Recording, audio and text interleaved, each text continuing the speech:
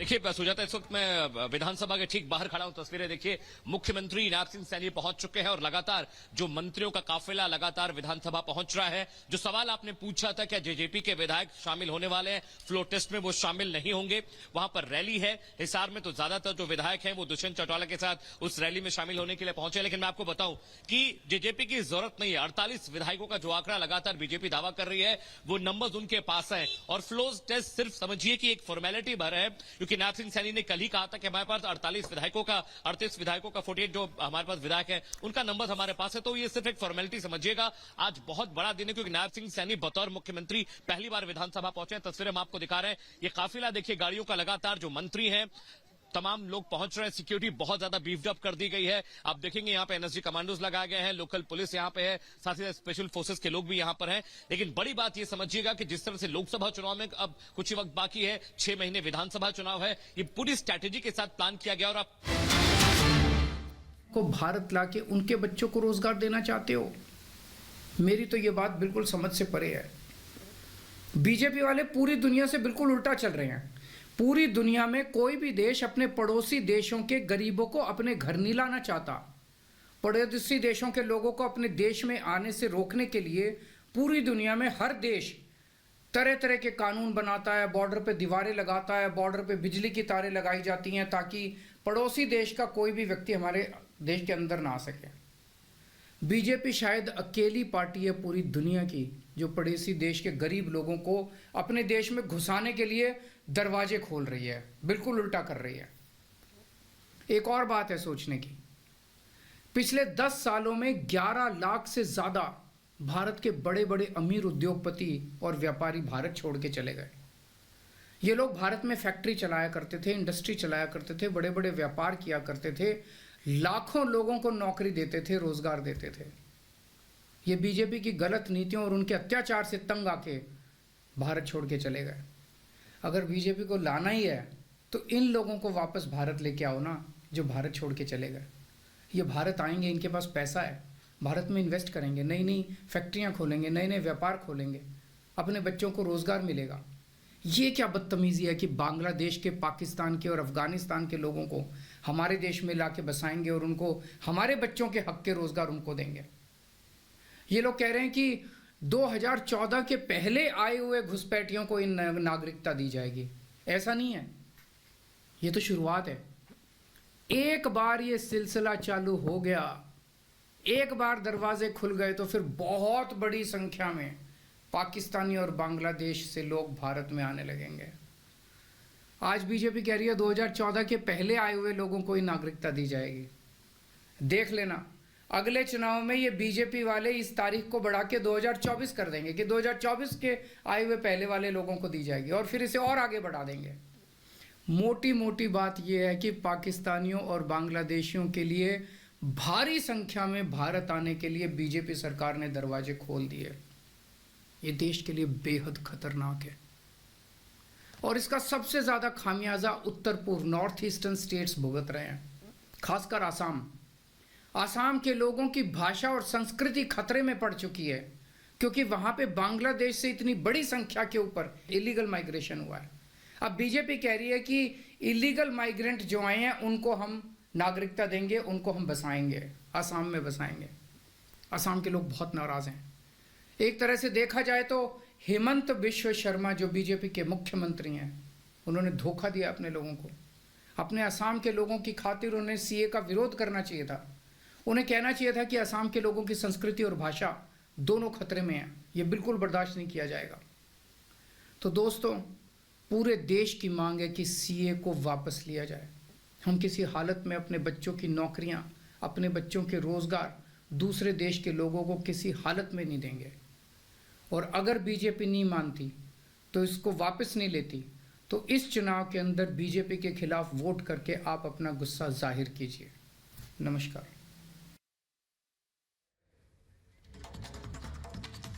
तो दिल्ली के मुख्यमंत्री अरविंद केजरीवाल को सुन रहे थे आप, जो प्रेस कॉन्फ्रेंस करके सीए पर सवाल खड़े कर रहे हैं। वो कह रहे हैं कि विदेशी लोगों को आप नौकरी देश में देना चाहते हैं, लेकिन जो इस वक्त बेरोजगार हैं उन युवाओं पर ध्यान सरकार का नहीं जा रहा है।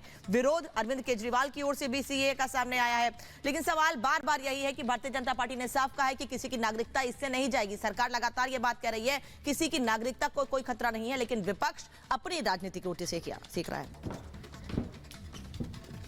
तो देश में सीए लागू होने के बाद देश भर में खुशियां मनाई जा रही है। अब पाकिस्तान, बांग्लादेश, अफगानिस्तान और सिंध से आए शरणार्थी जश्न मना रहे हैं, तो वहीं इस पर जमकर सियासत भी हो रही है। कोई सीए लागू होने पर उसकी टाइमिंग पर सवाल खड़े कर रहा है, तो कोई इसे ध्रुवीकरण की राजनीति बता रहा है। लेकिन सीए पर सियासत करने वालों पर अमित शाह ने जोरदार हमला बोला है। पूरी रिपोर्ट में पूरी खबर आपको बताते हैं।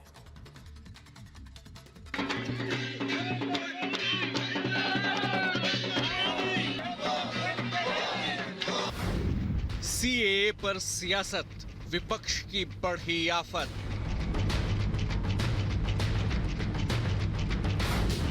मोदी देंगे शरण, इंडी का तुष्टीकरण।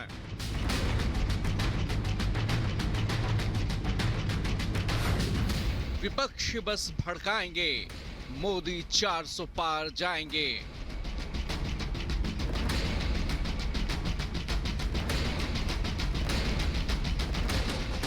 बरसों से बेबसी और बेकदरी की जिंदगी जी रहे लोगों का ये जश्न बता रहा है कि मोदी की गारंटी ने इन्हें सर उठाकर जीने का मौका दिया है। जिस सम्मान का इंतजार ये बरसों से कर रहे थे, वो मोदी सरकार इन्हें देने जा रही है। ये खुशी बता रही है कि इनके माथे से रिफ्यूजी का तमगा अब हटने वाला है और ये भारत के नागरिक बनने जा रहे हैं। बहुत खुशी है। आज के पहले हम शरणार्थी थे, आज हम हिंदुस्तानी हैं। तो है जो मुमकिन कराया है मोदी जी ने, जो हमारे लिए कानून बनाया, हम उसका दिल से आभार प्रकट करते हैं। हम नहीं, पूरा अफगानिस्तान। ये देख लो, हम किससे और कोई छीनना नहीं चाहते हैं। एक हमारे को अधिकार मिल गया है। हम हिंदुस्तान में 30 साल से हैं, पर किसने हमारे बारे नहीं सोचा? ये मोदी जी है जो हमारे बारे सोचता है और मोदी जी करता है। लोकसभा चुनाव से ठीक पहले सीएए लागू करने के फैसले को जहां पीएम मोदी का मास्टर स्ट्रोक माना जा रहा है, तो वहीं इस फैसले ने सियासी तापमान बढ़ा दिया है। इंडी गठबंधन समेत कई विपक्षी दल सीएए लागू करने के फैसले को चुनावी चश्मे से देख रहे हैं। ममता बनर्जी हो या असदुद्दीन ओवैसी, अखिलेश यादव हो या फिर उमर अब्दुल्ला, सभी भड़काऊ बयानबाजी में लगे हैं। इलेक्शन का ब्यूगल बजने से चंद दिन पहले सीएए का नोटिफाई किया जाना, शायद इसी से पता चल जाता है कि इसके पीछे मकसद क्या है। जाहिर सी बात है कि बीजेपी मजहब का इस्तेमाल करना चाहती है आने वाले पार्लिमानी इलेक्शन में। सीएए को आपको एनपीआर और एनआरसी से जोड़कर देखना जरूरी है। क्या अमित शाह पार्लियामेंट में मेरा नाम लेकर नहीं कहे थे कि ओवैसी जी एनपीआर एनआरसी भी आएगा? क्या अमित शाह कई टीवी इंटरव्यूज में नहीं कहा था कि एनपीआर एनआरसी आएगा? जब सीएबी था, बाद में सीएए वो एक्ट हो गया, वो जब सीएबी बिल था, जब उनका ऑन रिकॉर्ड इंटरव्यू है पार्लियामेंट में, उन्होंने कहा है। सीएए लागू होने के बाद सबसे ज्यादा बौखलाहट पश्चिम बंगाल के सीएम में देखा जा रहा है। जो कानून नागरिकता देने का काम करेगा, उसे लेकर दीदी अल्पसंख्यकों में भ्रम पैदा कर रही हैं। अपनी बात में वजन डालने के लिए सीएम ममता ने रमजान का सहारा लिया। এনআরসি করতে দেব না, কারো অধিকার কাটতে দেব না, কাউকে বঞ্চনা করতে দেব না, কাউকে লাঞ্ছনা করতে দেব না। এর জন্য যদি আমার জীবনও যায়, আমি জীবন দিতে তৈরি। বাংলার মানুষের অধিকার আমি কিছুতেই কাটতে দেব না। ममता सरकार लगातार सीएए की खिलाफत करती रही हैं। आखिर इस डर की वजह क्या है, ये जानना भी जरूरी है। दरअसल देश में 3 से 4 करोड़ मतुआ हिंदू समुदाय के लोग हैं। बात बंगाल की करें तो यहाँ करीब 2 करोड़ मतुआ आबादी है, जो करीब 10 लोकसभा सीटों को प्रभावित कर सकते हैं। सीएए लागू होने से इन्हें नागरिकता मिल सकेगी, जिससे बंगाल में बीजेपी की पकड़ मजबूत हो जाएगी। यही वजह है कि दीदी किसी भी हाल में पश्चिम बंगाल में सीएए लागू होने नहीं देना चाहती। आलम यह है कि सीएए के खिलाफ ममता बनर्जी रोड शो करने को तैयार हैं। फिलहाल सिलीगुड़ी में होने वाले रोड शो को रद्द कर दिया गया है। वहीं बात असम की करें तो वहां ऑल असम स्टूडेंट्स यूनियन समेत कई संगठनों ने सीएए के खिलाफ विरोध प्रदर्शन किया है, जिसे देखते हुए असम के कई जिलों में सुरक्षा बढ़ा दी गई है। लोकसभा चुनाव को देखते हुए विपक्ष जहां सीएए का विरोध कर रहा है, तो वहीं बीजेपी प्रधानमंत्री के फैसले की वकालत कर रही है। इससे नागरिकता मिलेगी, छीनी नहीं जाएगी। और मुझे लगता है विपक्षी दल नहीं चाहते कि उत्पीड़न जिनका हो रहा है ऐसे माइनॉरिटीज का उन देशों वालों को भारत नागरिकता दे। देश के अंदर भी लोग ऐसे हैं जो 70 साल से इंतजार कर रहे थे नागरिकता का, नहीं दी कांग्रेस ने, भारतीय जनता पार्टी की सरकार ने किया। सीएए को लागू करने के लिए विशेष रूप से प्रधानमंत्री मोदी का अभिनंदन किया, उन्हें आभार व्यक्त किया। निश्चित रूप से ममता बंदोपाध्याय जानबूझकर वोट बैंक की राजनीति के लिए कुछ समुदायों को भड़काएगी, लेकिन हर हिंदुस्तानी जानता है कि नरेंद्र मोदी का ये निर्णय न्याय संगत है, ह्यूमन डिसीजन। सीएए लागू होने से जहां करोड़ों शरणार्थियों को नागरिकता मिलने की उम्मीद जगी है, वहीं विपक्ष को डर है कि कहीं सीएए उनके सियासी समीकरण ना बिगाड़ दें। यही वजह है कि इंडी गठबंधन के कई नेताओं ने डर वाली सियासत शुरू कर दी है। विशेष समुदाय को भड़काकर ध्रुवीकरण की कोशिश की जा रही है। अब देखना होगा कि मोदी की गारंटी के सामने विपक्ष की ये चाल कितनी कारगर साबित हो पाती है। Bureau report, Republic Bharat.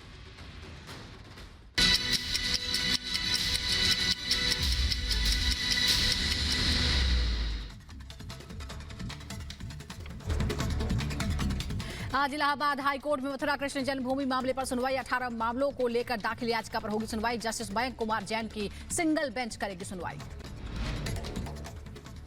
Mafia Mukhtar Ansari हथियारों के फर्जी लाइसेंस मामले में दोषी करार। वाराणसी की एमपी एमएलए कोर्ट आज सुनाएगी सजा। मुख्तार को हो सकता है आजीवन कारावास। दिल्ली शराब घोटाले में मनीष सिसोदिया की क्यूरेटिव याचिका पर आज सुप्रीम कोर्ट में सुनवाई होगी। सिसोदिया की जमानत याचिका सुप्रीम कोर्ट ने 30 अक्टूबर को खारिज कर दी थी। हरियाणा के नए मुख्यमंत्री नायब सिंह सैनी का फ्लोर टेस्ट को लेकर बड़ा दावा। 48 विधायकों के समर्थन का दावा किया। हरियाणा के सीएम बनने के बाद नायब सिंह सैनी ने आज विधानसभा सत्र बुलाया। सदन में बहुमत साबित करेगी बीजेपी सरकार। हरियाणा में बीजेपी से गठबंधन टूटने के बाद जेजेपी की आज बड़ी रैली। हिसार में दुष्यंत चौटाला का शक्ति प्रदर्शन। यूपी के आगरा में भीषण आग का तांडव। 2 बस और 1 ऑटो में आग लगने से अफरा तफरी मची। यूपी के आगरा में बस में शॉर्ट सर्किट के कारण लगी आग। कड़ी मशक्कत के बाद आग पर काबू पाया गया।